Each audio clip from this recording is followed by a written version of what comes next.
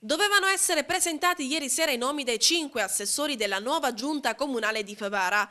Una riunione interpartitica di MPA, PD, FLI, Ciminiani e UDC che oltre ad ultimare le idee sarebbe dovuta servire per consegnare nelle mani del sindaco i curricoli dei nuovi assessori.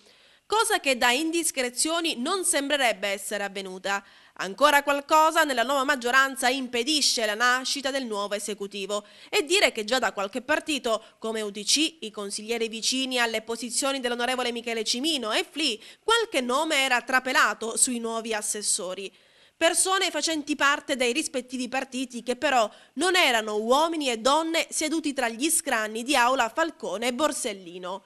E forse è proprio questa la questione che non riesce a mettere d'accordo tutti e 5 i partiti. C'è chi preferisce affidare il compito di amministratore a uomini professionalmente affermati e con gran voglia di lavorare per il bene del paese. E c'è invece chi preferirebbe mettersi in prima linea, essendo ingranati nel meccanismo comune, e produrre nel brevissimo tempo atti concreti e visibili per il bene del paese.